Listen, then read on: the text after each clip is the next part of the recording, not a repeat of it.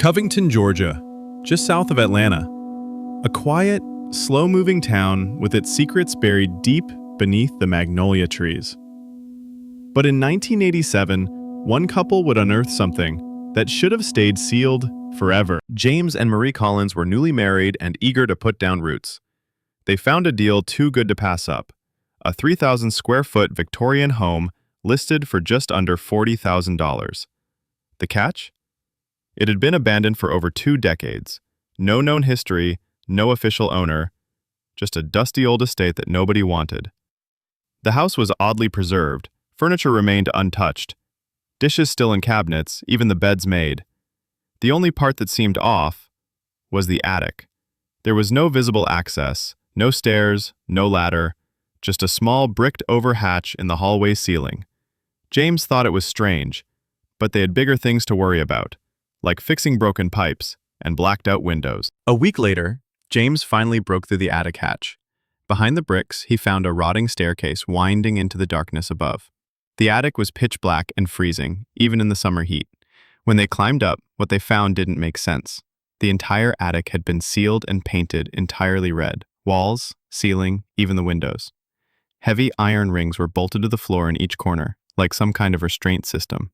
And burned into the floorboards were deep, scorched symbols, pentagrams, crescent moons, spirals. Marie froze. She didn't move or speak. James touched her shoulder and she finally whispered, "I've seen this place before, in my dream." That night, Marie began speaking in her sleep. Latin phrases, muttered chants. At first, James thought it was stress, but then he saw her, standing at the base of the attic stairs, one hand on the wall, drawing the exact same symbols they'd seen in the red room. They tried to paint over the attic. It bled through. They hired a priest. He left without saying a word after seeing the room. Marie began refusing to eat. Every mirror in the house cracked in the same way, splintering outward from the center.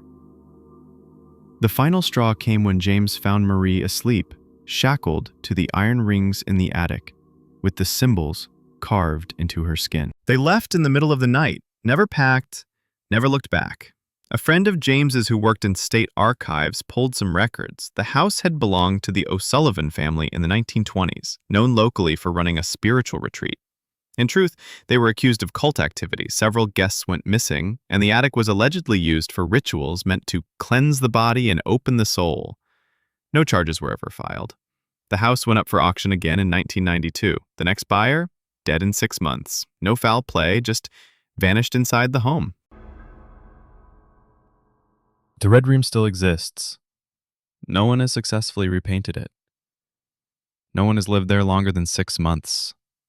And the house, even when boarded up, sometimes shows light coming from the attic window.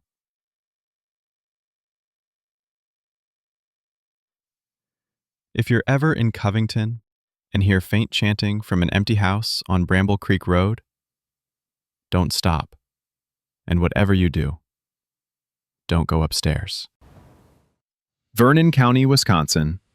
Rolling hills, quiet farms, and winters that freeze your bones. But in 1993, a family bought an old farmhouse here, and what they found beneath it should have stayed buried in the frost. The Bowens were a young family looking for a quiet place to raise their daughter.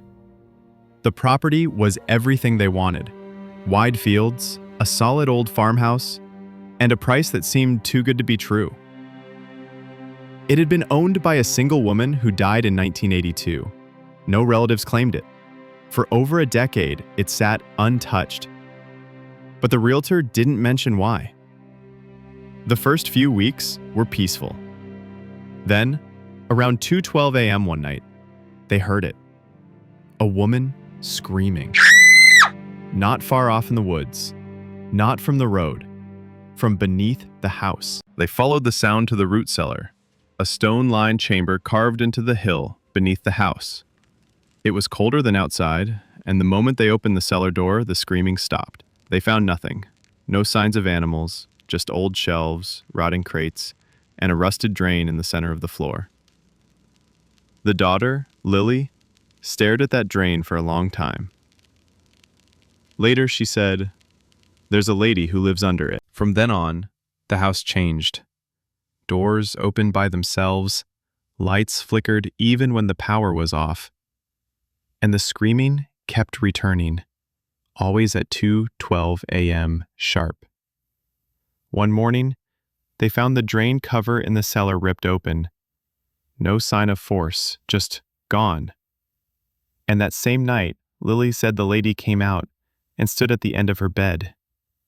When asked what the woman looked like, Lily said, "She has no eyes, just skin there, and her mouth is too wide." Rachel contacted the local historical society.